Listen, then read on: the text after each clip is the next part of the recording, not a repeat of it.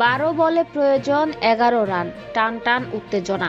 সবার হার্টবিট যখন থমকে গেছে, মাহমুদুল্লাহ রিয়াদের একটা ছক্কায় যেন প্রাণ ফিরে আসে। হাসি ফোটে টাইগার ডাগআউটে। বিপরীতে হতাশ হয়ে মুখ ঢাকেন লঙ্কান কোচ সিলভারউড।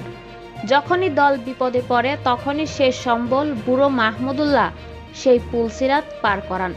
শ্রীলঙ্কার বিপক্ষে তার বিরচিত এই ইনিংস দেখে জেমসের বাবা গানের একটা লাইন খুব মনে পড়ছে, যখন আমি থাকবো না তখন কি করবি রে বোকা।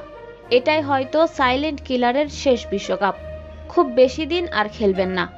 রিয়াদ যখন থাকবেন না তখন বিপদে কে হাল ধরবেন, কে করবেন ফিনিশিং।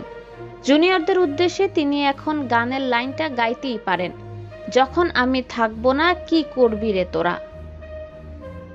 2023 সালে একটাও আন্তর্জাতিক টি-20 ম্যাচ খেলেননি রিয়াদ। তখন আঙুল উঠেছিল কোচ চান্ডিকা হাথুরুসিংহের দিকে। গুঞ্জন উঠেছিল হাথুরু নাকি পছন্দ করেন না এই সিনিয়র ক্রিকেটারকে, তাই দীর্ঘদিন জাতীয় দলের বাইরে ছিলেন রিয়াদ। শ্রীলঙ্কার বিপক্ষে কষ্টার্জিত জয়ের পর দেখা যায় ভিন্ন দৃশ্য। ম্যাচ শেষে হাথুরু সিং জড়িয়ে ধরেন রিয়াদকে। এই ছবিটা আবার শেয়ার করেছেন নিজের পেজে মাহমুদুল্লাহ রিয়াদ। ছবি নাকি কথা বলতে পারে না, অথচ এই একটা ছবি কথা বলছে অনেক। ম্যাচ জেতানোর ইনিংস খেলে রেকর্ডও করেন এই সাইলেন্ট কিলার। তামিম ইকবালকে টপকে আন্তর্জাতিক ক্রিকেটে বাংলাদেশি ক্রিকেটারদের মধ্যে সবচেয়ে বেশি ছক্কার মালিক এখন রিয়াদ। 414 ম্যাচে রিয়াদ হাঁকিয়েছেন 189টি ছক্কা। এর আগে বাংলাদেশিদের মধ্যে সর্বোচ্চ ছক্কার মালিক ছিলেন তামিম ইকবাল। এই ওপেনারের ছক্কার সংখ্যা 188টি।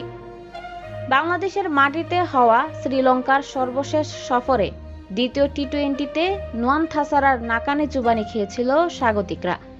এই ম্যাচও যেন সেই দিকেই মোড় নিচ্ছিল। তবে শেষ সম্বল মাহমুদুল্লাহ রিয়াদই পুলসিরাত পার করালেন 1 ওভার হাতে রেখে। জেতার জন্য শেষ 2 ওভারে 11 রান দরকার ছিল বাংলাদেশের। ডাসন সানাকার করা প্রথম বলটাই ছিল ফুল টস।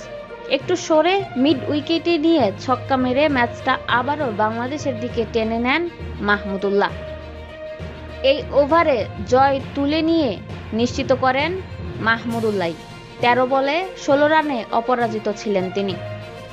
ছোট, কিন্তু এই ইনিংসটার বিশালতা অনেক, নইলে এতক্ষণে শোকের ছায়া পড়ে যেত বাংলাদেশের ক্রিকেট অঙ্গনে।